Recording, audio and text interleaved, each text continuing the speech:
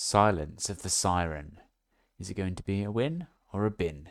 Let's have a quick read through of the description on Steam. Turn-based sci-fi strategy game that combines exploration and exciting clashes on the battlefield.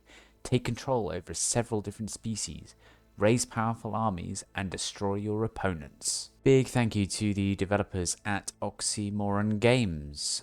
They have provided this to me in the demo state, and I must stress this is the demo state. It's very much alpha.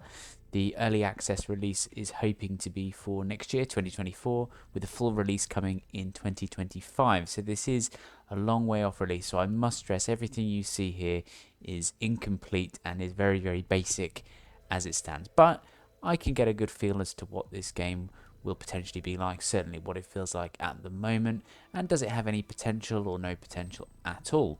So just for the record, I played this game on easy difficulty out of the 3 difficulty choices. That's the only thing you can do at the moment. Just a brief description of the story though in the game, just to give you an idea of what's what. I will read this verbatim. After the unsuccessful mutiny, the remnants of the Fossorian rebels fled to the edge of the colonized territory. They are trying to regroup amidst ancient Primal's ruins. Your orders are clear. Extinguish this last spark of insurgency, preferably with exemplary bloodshed.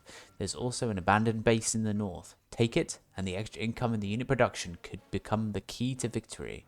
Hurry up. It's time to re-educate some traitor heads by war pickaxe.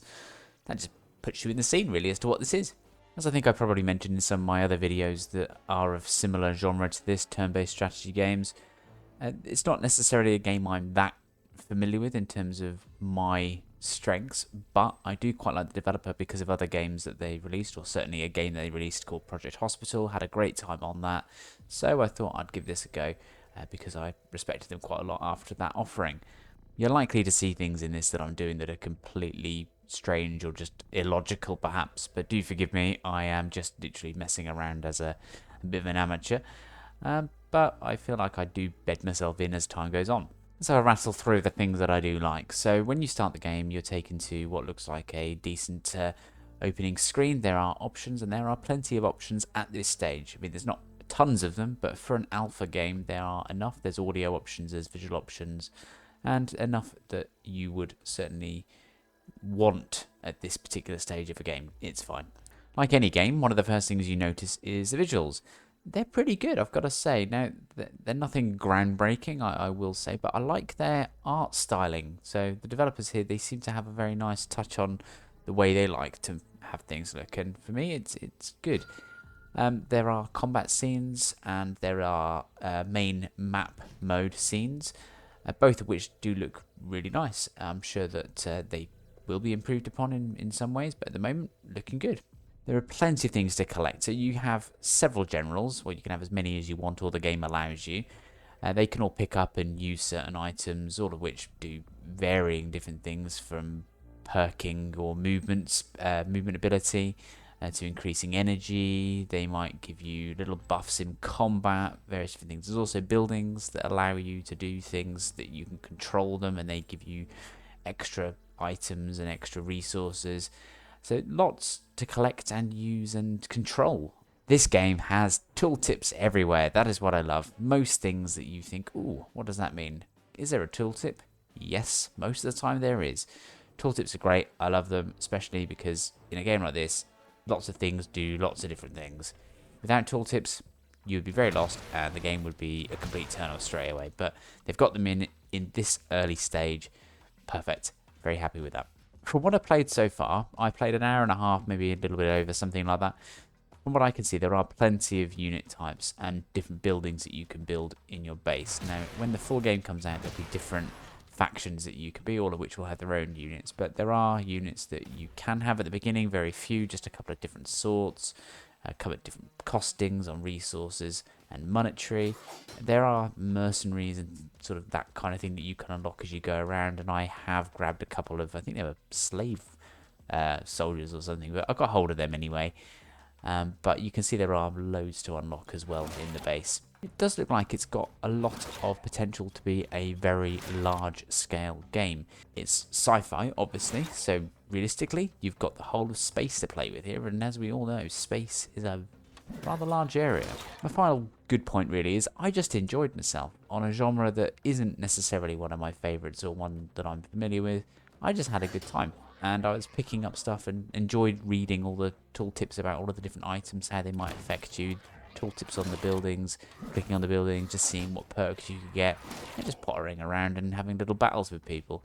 Just a bit of good fun really. I'm going to do a few things that I didn't like so much, but of course, as I say at the beginning, this is only alpha. These may just be things that are on their agenda to deal with. They do have a roadmap, which is actually really extensive, but I'm just going to go through some things for balance that I didn't particularly like so much.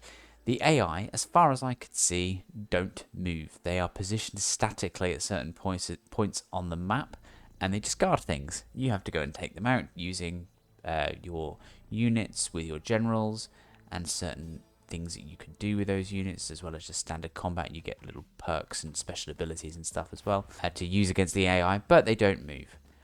I think they do need to be moving around at least a little bit, maybe to try and engage you and cause you a few more problems, because otherwise all that's happening here is you're just approaching them and that's it. There needs to be AI movement. This may just be me not understanding or just doing something completely wrong, but I kept having to go back to the main base, which is right at the beginning of the map. So if you start spreading out on the map and you need to reinforce your units or to gain perks, you keep having to go back to the base, which is a bit annoying. I would prefer a way to maybe interact with the base from a distance, or find other bases that you can do similar things. Maybe there were, I just didn't see them, but certainly in the time I played, I kept having to go back to the base to do things, so it'd be nice to try and overcome that somehow. Now, this one might be a bit controversial, but there was no tutorial in the game. There is a video online of someone demonstrating how to play it from the developer for 10 minutes and commentating throughout. It's useful. I watched it. I learned some stuff. Great. There's an in-game, I would say, manual. That's what they call it. Yes, a manual. With a bit of information on it, which is fine. But I think with a game like this, one of the first things you need to have is a tutorial. Even if the tutorial was the alpha version, as long as it's extensive enough to include plenty of things that you do in the game, that would be fine.